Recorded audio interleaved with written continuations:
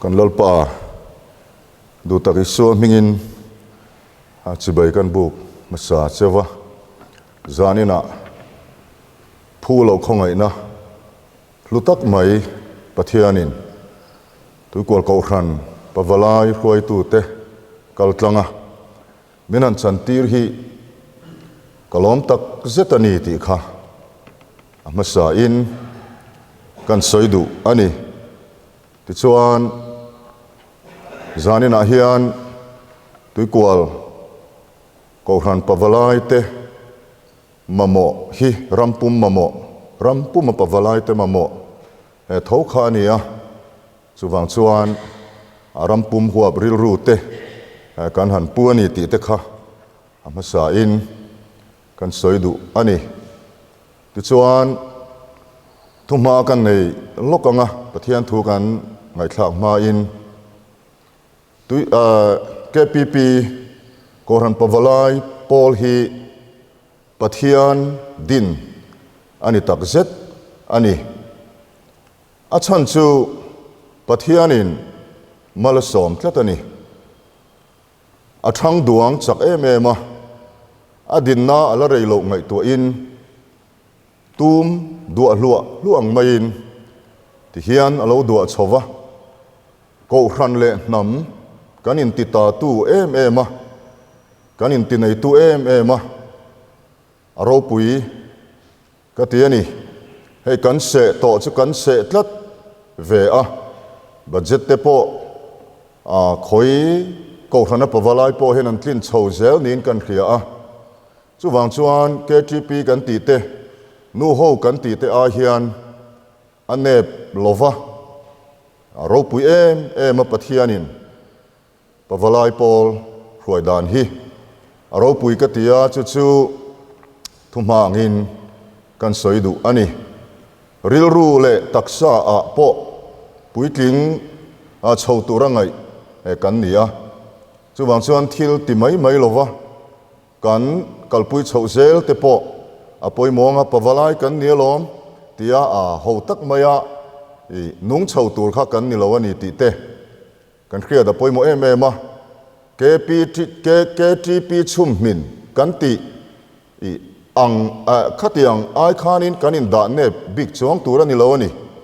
pathian thuina achum min te kha kan ni ve thowani ti te kan khria da poimo em chuwang chuan chapo na tel si lovin kan hlut nei khria ila lalpa a kan hlut na ko khan ta na kan hlut na hei hi chapo na tel mi lovin khria ila ti kha thuma angin kan soidua chuwang chuan mason zel tur kan nia KPP ko ran pavalai ni awanga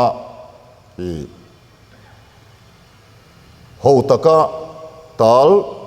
zel tur kan ni lawani kan tal ho lampang ni lovin ti kha thuma a han nei kan du ani pathianin min khoi zelanga malmin som zelanga athara vin min chung khat zel don ani zanina hian pathian tu thiang lim kan chiar du chu korin thon khat bung som le pakhat a in tuklu na thu nei na chung chang in khai diat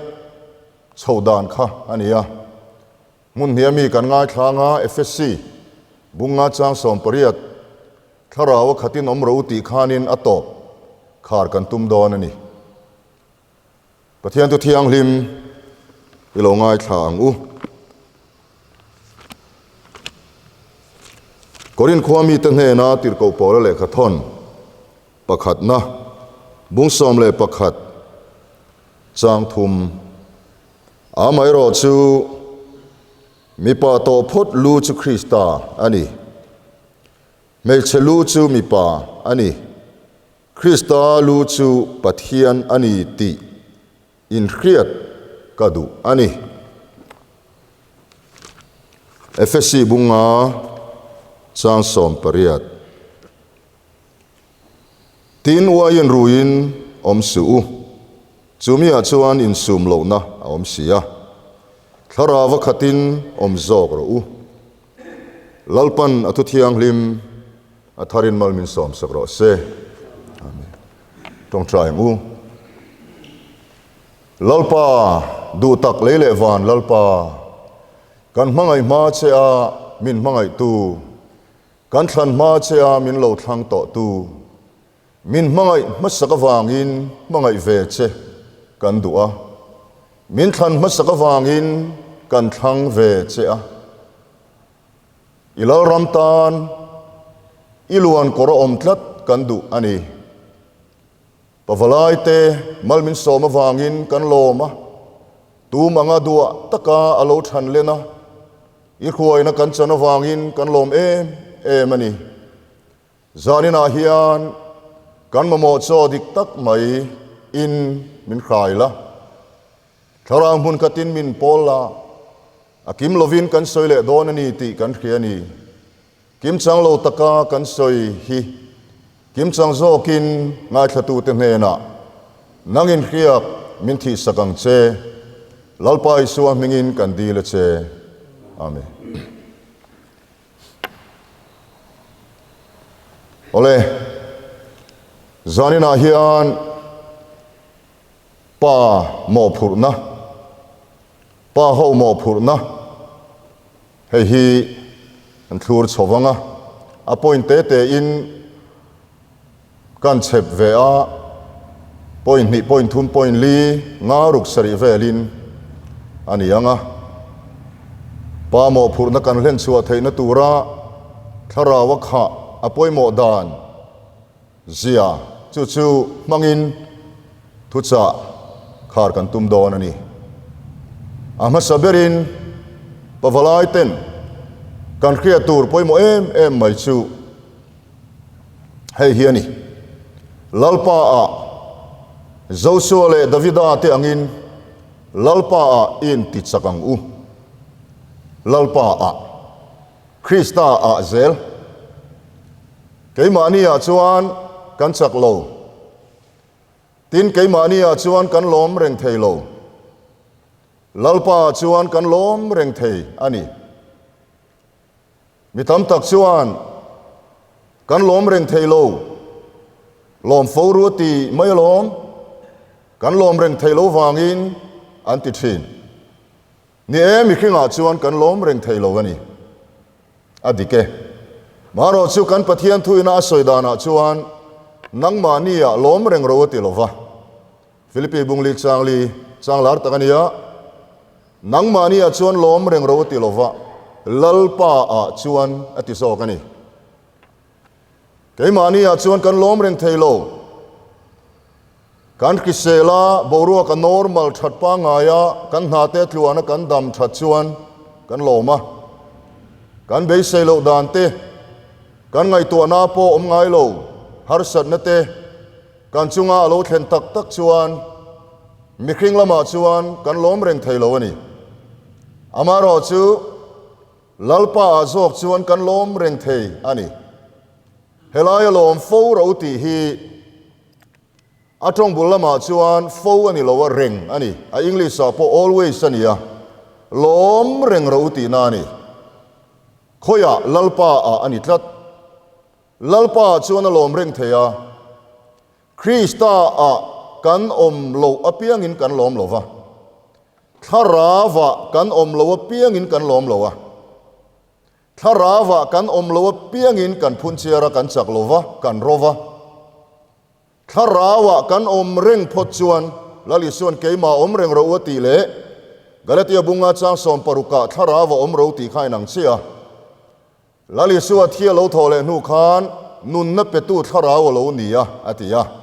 korin thon khat bung som le panga chang som li le panga a nun na petu tharawa lo ni chia khan ama ring tu te chunga thole nun na tharau chu alo lu theita a ti chuan kan tharau le ama tharau isu tharau pathian tharau ai nang veka chu chu alo in zom ta a ti chuan kan tharawa thole nun na tharau chu alo om ta ni chumi zara chuan kan ril ru kha tharau lama a hoi reng chuan kan lom reng thei lalpa kan chak reng thei kan lom reng thei ti pathian thuin min khil ani chu wang chuan kan chak reng na tur chu kan lom reng na khania Nehemia bungria chang so ma kan muangin lalpa in lom na chuin chak na ni ati thlat mai ni kan lom zel theina turata na thil poi mo em mai chu kan chung om tharau hi kan ti lom ngai ni keima ni om tharau thiang lim hi mo Bible in chu tharau thiang lim chu nang ma ni om renga ni atia a om zeu zeu ti lowa a om renga kin lo pal na wanga min chua san dai tu ani lova keima ni om renga ni amaro chu keima ni om reng tharau du lo dana ke kan pe na piang in kan chung om tharau kha kan ti lungai ta kan ti mit ta ni ti lungai ti hi atong bulama chuan che thei lova siam khuwa khir be ti na ni keima ni atangin tharau chu achuak dai ti na lamani lo keima ni om tharau khan na thok thei lo che thei lovin kan siam ti na ni ti mit ti te ti lungai ti te FSC bungli chang som thum te Thessalonica thon khat bunga chang som le pakua te ti mit ti te ti lungai ti te asoya kha na ko chu min chua san dai ti na lamani lo keima ni a che thei lovin kan siam kan khuwa khirbet zalen lovin kan siam ti na ni keima ni om tharau kha a zalen lo chuan ke ni po kan zalen thei lo ring tu chu a zalenin a limanga atak sa movement po adikanga atum ko vuaw lovanga a mel po munuwa manga thenom ko veng te anu pui fanau te po anu na an chol turani kan nu pui fanau te kan nu na an chol turani ya keima ni a isu melan muturani mo kan chung lam mi king hian chu chu tharau soina kan chung lam mi king hian lali suwa thole nun na changatiro fel sa thiang lim sa thasa tharau khat sa kan chung om tharau hi chuan tu ma i si ngai lo i suwa tharau chu du am velo i suwa tharau chuan mi i si lo i suwa tharau chu anu na nem a kholo a thip lo a khiam lo mi king tharau i suwa tharau ni lo bo che to tharau khim hi chu a chapova adwa ma ni ma selani chuan i suwa tharau khan keima ni a thu nei ngai ta keima ni a i suwa tharawin thu nei kan ti hian kan ril ruwa kan tharau le ama tharau ai zom to hnuwa hian kan ril ru hi fel ngal mai lova kan ril ru la fel ngal mai lo pathian fa kan ni awanga ril ru la fel ngal mai lo hi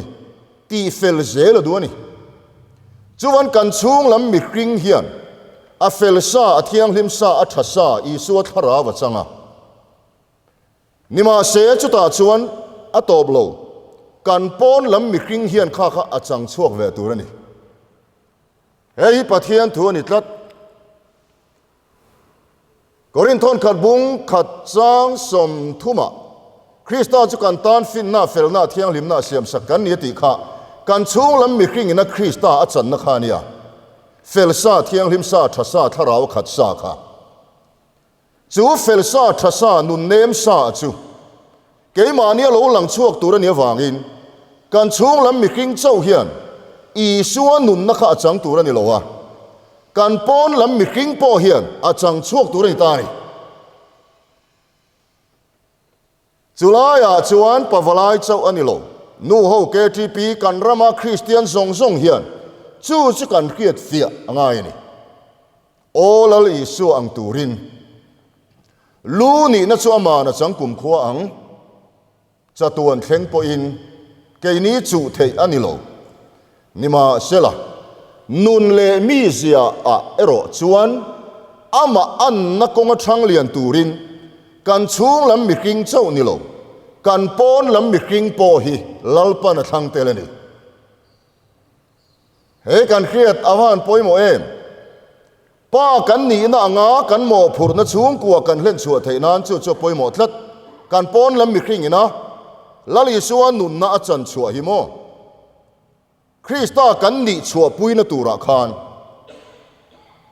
I chung om I suwa tharau chu nun nem sa thasa zai dam sa khania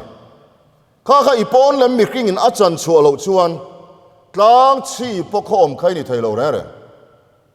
ko khan poi mu thailo ko khan ngot khan ni lova tlang chi pokhom ania mu theya kan pon lam mi king taksa hian Krista nun nakha thilti the nakha thole nun nakha a in lar chuak nge tur ni ron mai ni chu ke ma nia pathian thil tumani ti kha kan khria da poi mo em mani pathian ro puinan han soila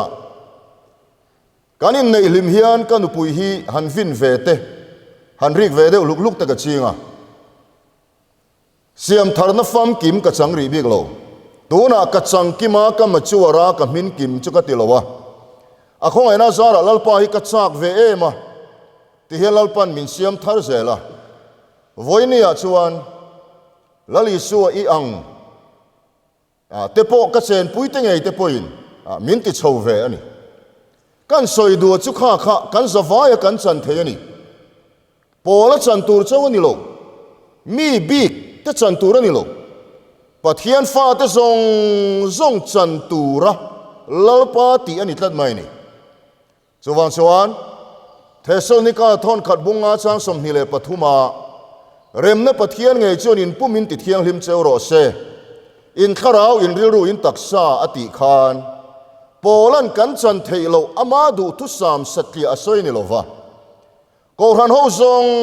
zong te kan zawa ya kan chan theile kan chan tur asoi ni Philippi bung khachang ruka nangma nia thil tha ti tan tu chuan Krista ni thlengin ati fam kim zel don ani chu ka ring tlat ani ati ani chu pathian thil tumani chu wangin pathian thil tum chu enge daireka setan ron soi sakani lova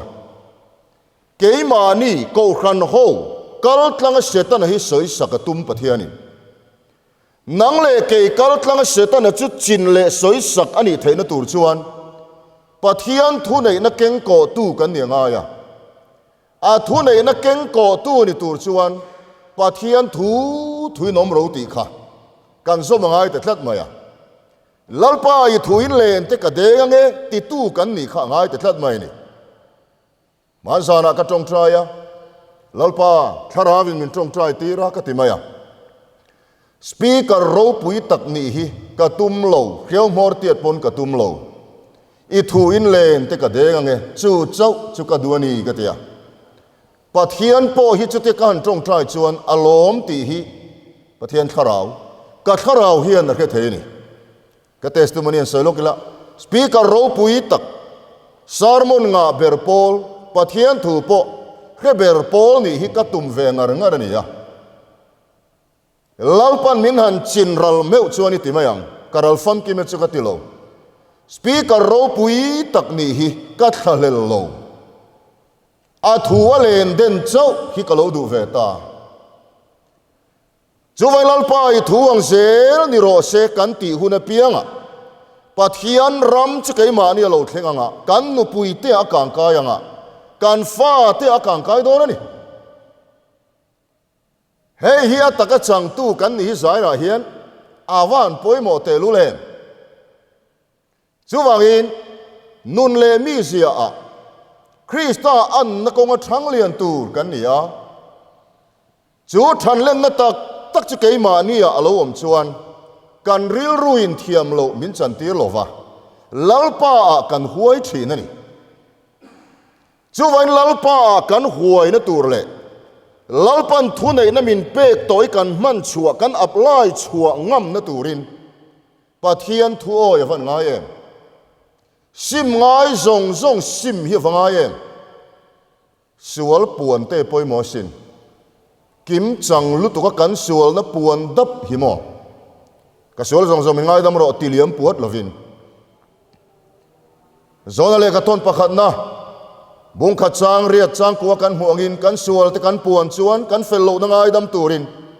kan sual te ngai dam turin ni chu felinarin omani atiani bo chet na zep tu chu muingil lovanga zeb lova in puang chuan za ngai na muang ngai dam na ti na te poni kan thil ti sual hi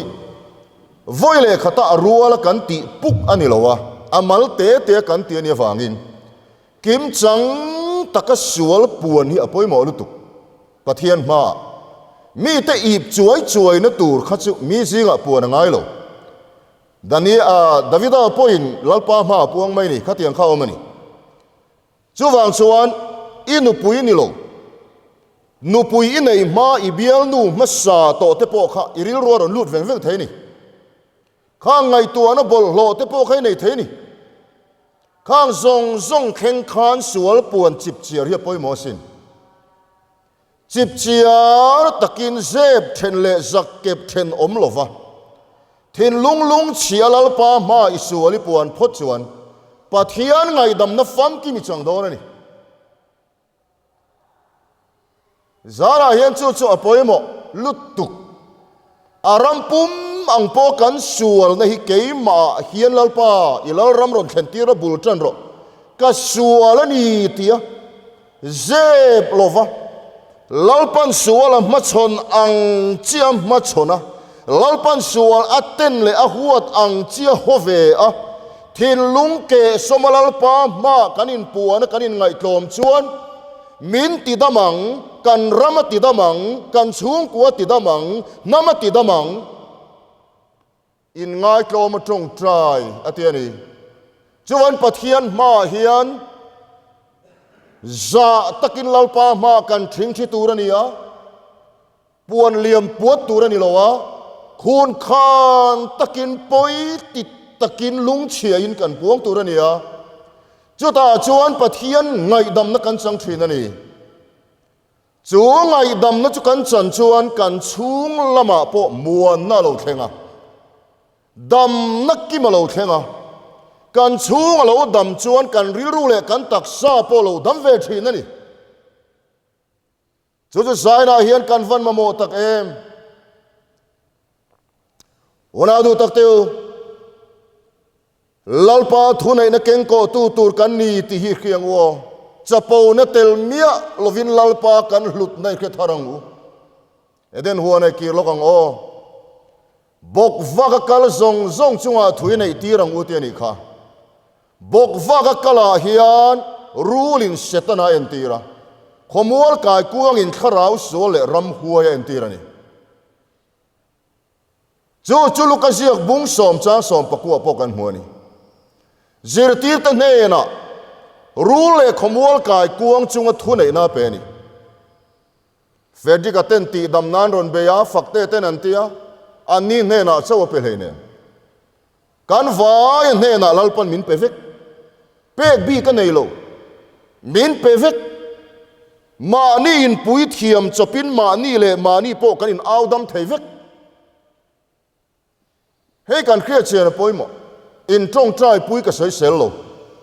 ma se min trong trai pui ro o min lo trong trai pui ro o dam lo na kan nei le ka pianga har sa na kan nei le ka pianga ti zung kha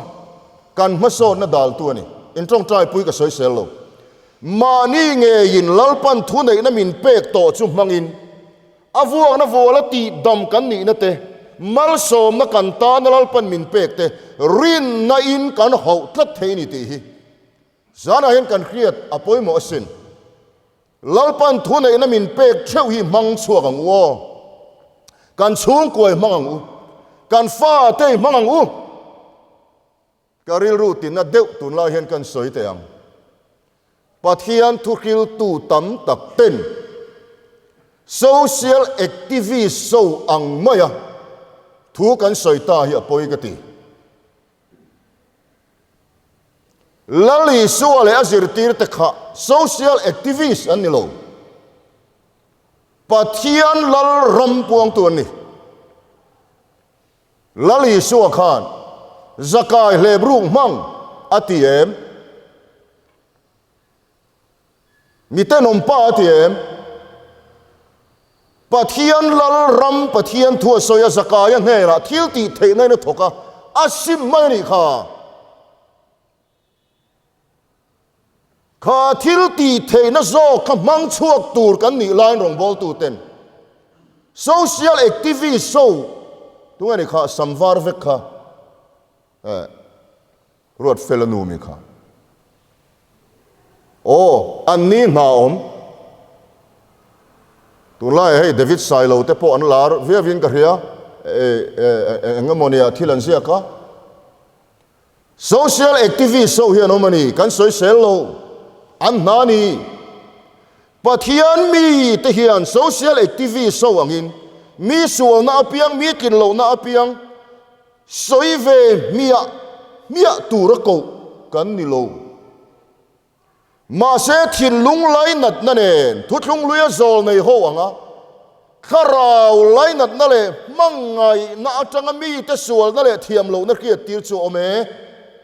chu sai na hian kan soi sel reng lo ma se pathian mi te kan vai ni kriang social activist ang kan ni lo kingdom pathian lal ram cross thil ti thei na manga ram la tura pathian mi te chu ko kan ni lal pa chu fakin omro se he kan khiat chian afan ngai em chu wangin ana katikhop mai tun lai chu cross thil ti thei na chem khriam pathian tu khan dai khriam ton engang ai po khriam zo thil ti thei na nen lo chuan mi ten an sual hi an sim don lo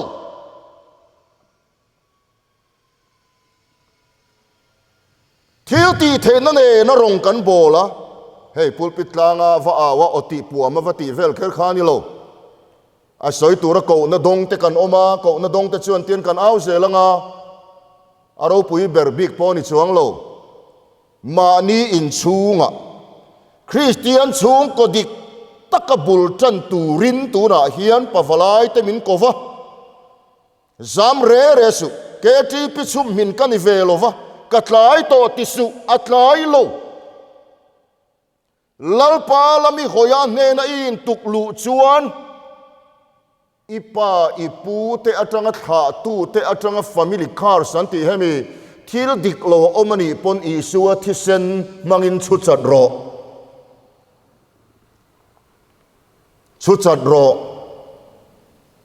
nang ma khiat mi lovin ipa ipa nu pa kha thil thalo lo ti te pon om pal ve thei kami family car santi an chia kha om ve pal thei kha ka tu thung thara chuan isua ti sena chut cha vek thei ni min kha tu te a thil dik lo omani pon keima atang hian top ro se ti in ne na puang la atop makanga nang ma atang khan lalpan chung ko thar lalpan dina duani he gan khia chian avon poimo em pavalai te KTP te chapona ni lo nu ho kan ram ma mo hi e min pe ve chiang lu to wa tuna hian in soi por na ni lovin he hi min pe ani ti hi mi tam takin an la khelova a then pe chuan min la hlawa sinot mevina alak to chuan a himang a ti mai tum lo min ko to zeta enge mo wanga min ko le lo po anom nual mai tu na hian ka vui lo vui na chete ma ka nei lo lalpa ka lo me vek hiani mai I thil ti theinan min hlia khuang che an khelovani lalpa min ko na hi an la khari lovani kati an la khari lovani nat na turom lo ko ran chung changa ni se kan soilok kain ham puar lamani lo anu nung ber po ma saberet thei tiang deuh khan ma ni loka ko khana kalut ma se Krista taksa te min pe chiang sin taksa chung chang lut na te min mu fia tir sin keima mi mal zalen na atangin ka chuaka ko khan khuwa khir be na noya rong bol turin lalpan minin tuklu tir sin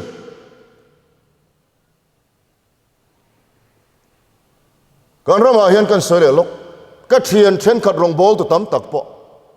mi mal zalen nain rongon la bol vek an nuwa machine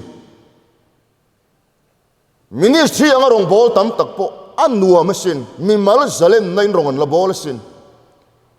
mi mal zalen na anga eng mai na phuar be theilo thole na manga ke po rong kan bola taksa krista taksa ka mu ma chuan an nuwa machine ko khan khuwa khir be na nuwa rong bol hi an nuam lova sin ma se fel na zong zong len chua hi pathian thil tu mani si hein tuklu na hian kan lu vanga em hallelujah pavalai te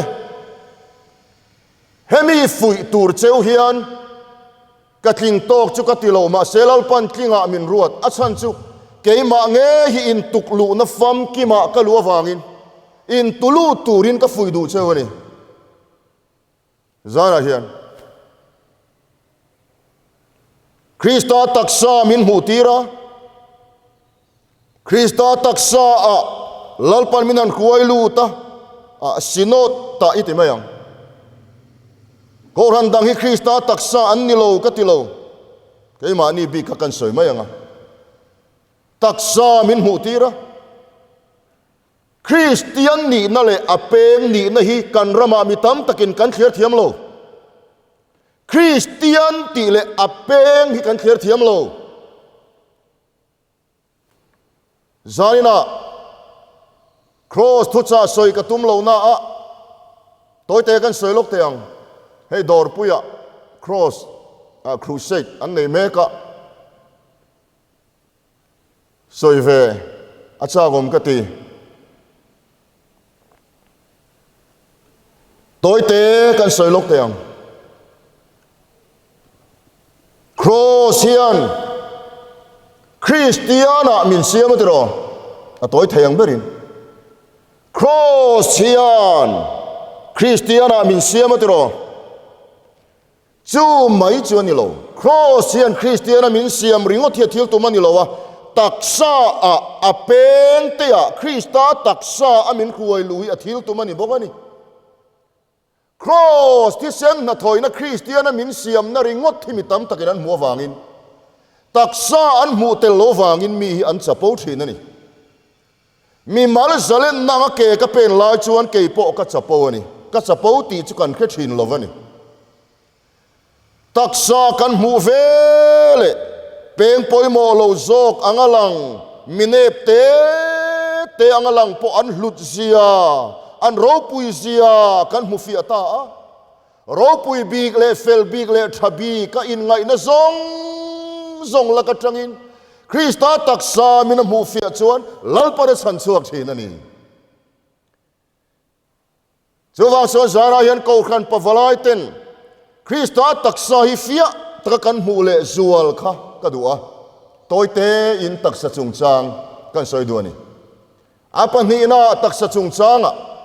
soi kan duwa chu FSC bung ni chang som panga chuanin mi king thar pakhat a soi ani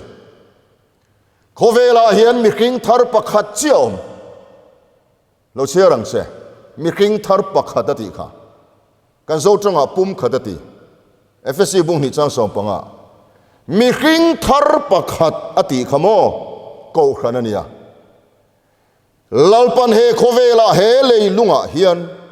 athil tum len chuana turatan mi king thar pakhat khovel puma mi king thar pakhat hilal pan thangani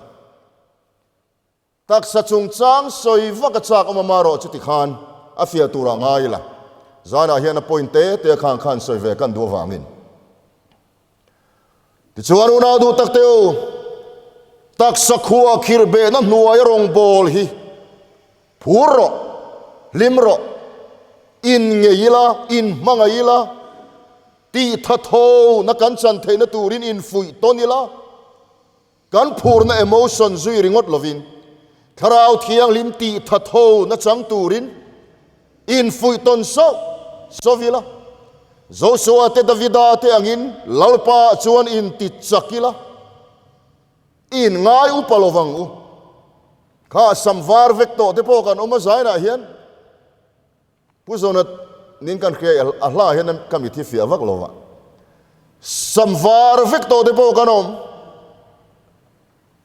in ti upalowang u naupang te angin ngai la lalpa chuan kachakani ti la tholen thil ti theina chuan kachakani ti la lalpa chuan kadamini ti la kan du lo nga kan chung kuwa thil lo khen point lalpa chuan lo mila in ti chak so wang wo lom lo chung po kan lom lui hi apoi mo chu point pakat atan kan soi du bokani lalpa in lom na chuin chak na ni titlat mai sia mi chak lo point ka chak tiro se titlat mai sia kan ril ru alom thailo lai po lalpa i thu in that na tur lo chuan eng ma a thleng ngai lo ati tlata wangin he harsat na kan chung kwa lo thlenga hian kalo mani lova nat na lo thlenga hian kalo mani lova nima sela ka that na tur lira kan chung ko that na tur lira i tho tlata wangin i thu in chuti asoi tlata wang chuan kalo me a thuwa lalpa a zo khana lom theini chu tu nge turna lom theya tu nge thina lom theya kan lom theina sok chu khan le ram huai na khoi fu phak lo tho le nun na krista zok khan nang le ke khan mua la kheng ri lo te ne na khan pia lam tho le nun na min pe a chuta zok chuan tur na kara tra na ruama harsat na ruama hallelujah tin lalpa fak thei zo kani chu thole na nu na lalpa kan fak na zela chuan thil ti thei na lo oma fak na chuan thil ti thei na lo oma chak na lo om tani chu pathian thu na soi tlat mai ni kanan ral khira lalpa fak tu ni ai chuan harsat na le tra na ruama lalpa kan fak zel hian thil ti thei na alo omani he fak na thil ti thei nei ke po ka mang zela ka be se lo da na thil khen hi tamasin karum vong hi tamasin nu pui fanau ti kan nei ve nge kan barang ngai to na tam taka om chuti lain thinlung thiang lim le rilu thiang lim takalal pa min ko na zona ko khana khuai lu kan ni mek la ya do da suatin reng a be na lo kalve reng boka mitu hi voi tamatla vesin nima selaril ru hilom lovin lim thailo ma se lalpa mangai tu le du ve tu kan ni chuan kan thana tur lovin kan chunga eng ma khen tir ngai lo ati tlatawangin khata zo khan lalpa lom thu soi theini chu chu talalpa kan lo malalpa kan fak na zela chuan thole na thil ti theina zo kin ring tu hiron kaltlang ta thina ni pathian chau chu fakin omro se zanai nei kan mu fi avan ngai te lulem he thole na thil ti theina ai takam mang tur hian atop lo khar sodon to ta ila soi du le soi chap ka nga khop mezing tho ma ti te hei pathian ngai sak tura in soi ti te hei pa ke ma hin lo theng na sa ka soi kim seng lo wanga thara wa khatin om ro ti mang hianin a khai khom thei main ka ringa wain ruin om sula thara wa khatin om ro wain ru hi tu manan hai ngai lo no pang ponan khevek pitar ponan khevek hai theyan ni lo chutiang chia chuan thara wa khat te hai thei an ni lo a hai thei mi alo an nu na chol na om tlat an bulo ma ha dam tlat a takin ke point he ka chang fo mai ka nu pui fanau ten tile thri ni la thenom khoveng te pon yang an chol ve tlat thri inu pui fanau te an cholem lu kani hi te in tipo ringota Krista kanin tuklu chuan silo chuan a thil ti thei na kan nei don lo wani chuan kan fa te dik lo na le kan nu pui fanau te dik lo na soi ringot khan thil ti theina nei lova keima ni lalpa kanin tuklu khan thil ti theina kan nei don ani lalpan athu nei na apek te reng reng chumo pathian thu nei na in tulu thin mi te hian nia mosia chu minan beya har sadna atopiangin lalpa ain tuluta pathiana abelet lova arona te po belet lova miriam te po belet lova lalpa ain tulut zela aro pui gati pathian thu nei na khe chiang to chuan mo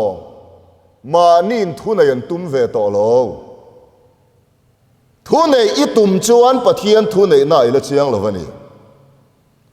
koranu pa po ni ro se pastor po ni ro se pa ber po ni ro thu nei tu i mu fia huna thu nei i tum to lovanga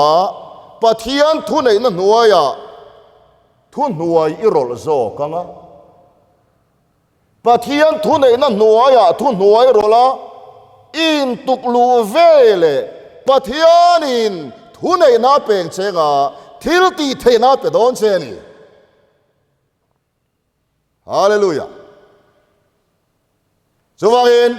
mei chelu chu mi pa ani mi pa lu chu Krista ani Krista lu chu pathian ani akha ain khai diet dan chu ni ya he thu nei na in khai diet dan hi kan man chian hi angai lu tu kan izai na hian toy te kan soilok sikul kan kal point thu nei ton lo om zel zir tir tu kha thu nei tu te thu oi kha pathian thu le mai party a mian om chuan party khuai tu thuan oi kha sual na om lo re MNF po ni ro se kan chief minister za om tak ti an soi kha asual na om lo congress sa po kan CM za om tak pu hol an ti kha sual na om lo bu do ma te po entin na ron sarkari lo chief minister ta se entin na kan chief minister za om tak ti le me ro se asual na om lo heng tong kam tenga tinge mo kan hel em chin le thu nei na in tuklu na kal mangi man ngai lom nu pui poi na man ngai za na hian mei chia an tel velo wan kha ka kan soi lo nga pasal te an ni pon in tuklu ve ngai tlat mei chelo ngai tlatur te po an om karina wangin toy te ro kan soi te lange ka pasal ain ka tong trai tam zok ka tharau mi zok mi tam takin an tia an pasal te an in tulu du lova an ti sualani a pasal ain lo tharau mi lo tong trai tam zok ro po ni ro se a pasal ain tulut nge turan ni ngot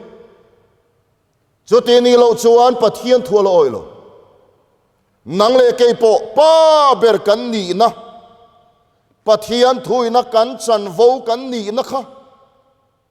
len chuak thei tura min du na kha kan ti lo thin theina tur chuan lu Krista a kanin tuklu ve ngai ni chu chu ni zana hian kan soi du ber chu lu Krista kanin tuk lu kan ti hian lu ko kan lu Krista taksa in tuklu po atel ti kha kan soi non le du ani chu wangin myself sa phovin an ti keima kan ti tak mai hi kanin tuklu na dal tu chuania thu du lutuk na lul lutuk na hei kan sim nge turan bible engina khata tiro he enga khat bible ilak lu theina tur chuan ilu lul na I thu du na kha isimangai vek chu ti ni lo chuan e lu le thu du tak chunga I cher chuan mo voi som cher chuak ma la e izai dam pha chuang lowang Krista chol ne chan pha chuang lowang cher tam krim ka soi sel ni lovin lu le ma ni thu du chung chuan he eng hi ma ni alak lu theilo chuwang chuan pathian eng ke ma ni la lu tur chuan e thu du lowangai lu lowangai ti hi kan soi du ani entinan lu thu du ti hi a om sia pakhat chu ka nu puin tuk ver hona du ta a kein ka du lo ta a entinan hong su ka ti lui tlata hong lo ngei tura kanor lui chuan thu ka duani alaya in to ka du lo mani thu du om dan ke mani du dan zok lo tling ngei tura nor lui hi mani thu du le lu lul om dan ani chu ti khana fia tura ngai la chuwang chuan pawalai te nu ho po kan fa in pathian fa te song song mani thu du lutuk na le lu lul nei simila ke mani a eng lo lu tanga egin kan khat dor ani hallelujah khara wa khat ti eng dang ani lo pathian thu chun kha ti nani chu top nan kan soi du chun pathian thu in ril ru chung khat ro pathian thu ngai to ro athil siam te ngai to ro Davida chuan athil siam te arsi te ro pui sia te ngai tu lai chuan khara vina khata kai ni katur moi takte thirlal pa fak lai chuan khara vina khatani ma se en lo tur zok arsi te ni te kha te thir lova a en lo tur zok betsebi nu puin bola en chia chuan alo tutani atlu na chan po kan khia om lo na tura om wang khang song song kan soi man lova zara hian kharawa khana chang tur chuan kan ril ru kan thunu nangaya kan ril ru kan ven that angai bok thil dang song ai ni thin lung veng tharo nun na lo chuana ni thu fing bungli cha som hile pathuma sam number som sari le pasari chang som pania chuan I thil ti te ikut na tho te ka ngai tua thin atong bula chuan ka ngai tua neu thin lalpa thajia te tua neu ro o athil siam te khir lalpa ro puisia te ngai tua neu ro o ngai tua lo tur I ngai tua neu khan iril ruwa ram huai hovin kulan siam kha kul khati chim ro zaina hian iril ro ram huai hovin kulan siam ka ti chim ro o ka du lo ti ro pathian atang lo kal ni lo reng chu nol vek ro lo na te thabar na te kan ngei mayanga ka chuti mayanga ka lo cancer mayanga khatia mahun ngai tua na khim solo ngai tu awanga buai na kha pathian atang lo kal ni lo fa kha ka do dal vek ro lalpa thajia le thil ti thei sia ngai tua neu ro chuta chuan khara wa khana om pathian thu chau hian kan ril ro sil fai thei zohana ziak bung som pasari chang som pasaria o kapa I thu chu thu takani I thu in ti thiang lim ro hallelujah mani le mani tu ma kanin ti thiang lim thei lo lalpa thu chawin ril ru ti thiang lim thei chuwangin pathian thu chiar hi ngai tha ngai reng su I chiar thei lo ni pon zo su hne na ka dan thu chu ngai tu neu ro achuna zan ngai to ro tiang khan imi ta thalwai chiar thei lo ni poin lalpa thu ngai to ro nile in tul buai ma la kharawina kha thei reng kharawa kha hi thil harani lo asap trong thiam lo beren soi lo kela normal Christian life ani Christian ni dan tur tluang pa nga yani kaya tan zong nun hi Krista ani ti kharawa khat nun chu ni maya khani mi big te chan tur ani lo chuwai ni le in tul boy na thok mai la kharawa kha thei reng lalpa that na te athil ti te kun na tho te kan ngai tua neu chuan kan ril ruwa pathian thuin thu nei na changa kan ril ruwa pathian thuin thu nei na chan na ba ka kharawa kha na om chuang lo thil har lu tuka da reng to suang che kan zawa in kharawin akha the rengania kharawa khaturin athu chiar te maro I thui ka ketan khon warani ka kongatan engani samza som pakwa za panga thil ka ti solo nani thu chu ka thilunga ka khol khoma za som pakwa chang som pakata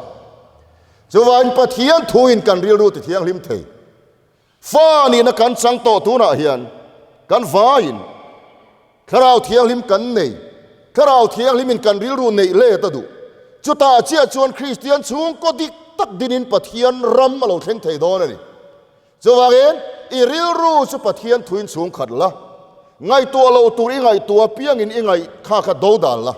enge I ngai tua ti kha ngai tua let la ngai tua lo tur piang ka chu nol mai la ngai tua tur tak kha ngai tua zel la จุตาเซลจวนขราวลำหอยตัดละจุตาจวนขราวขานาอมจุตาเงยจวนคริสเตียนสูงก็ดิกอีเดนังอินุปุยฟนาวเตนุนาอินุนาจลนาโลจังตัวงอิเมลาคริสตาโลลังชวกตัวงคริสตามีเสียจุยชุงลำมีคิงเจ้านี่โลอีปอนลำมีคิงขานโลนี่ชัวปุยตัวงจู่ตะกัจังตูทาราวขานจังตูกันนี่เทนานลลปาชากินตุยหาลังอุมีนดำโลวันตีดำอันตรงใจดำวางคาราวินขัดตีนานี่โลทาราวขัดโลปนข้าเทอาปอยโมเบรจูนาวเตวตีดำนาปะเทียนจังโลกัลกันหัวสวดนี่โลวินอาปอยโมเบรจูทาราวขาเฮียนีอีบันภาคเวลวะข้ากระดาโตสุโออีจันภาคเวลวะดาโตสุโอลลปาถุยไงตัวก็ตาลลปาชัดละอีไงตัวก็ตาไงตัวเราตุรีไงตัวเพียงอีโดดาละอีทินลุงอีเวนชัดพดส่วนคาราวะขัดที่นี่โอมังะทิลตีเทนาทัวมินี่โอมังะคริสต์อีชูงันนี่ไอโปเองรูปุยโซกานอีตักซารอนฟันชัวกังะอินชูงะปะเทียนรำมโลเทงโดนันนี่การอินชูงะปะเทียนรำมโลเทนะคาราวะขานกันจันเทวเทนตูรินปาเต็นกันโมพูนกันเล่นชัวเทวเทนตูรินลลปาร์ทูกันสวยกันซาตานมัลมิสอมสักโรเซอาเมน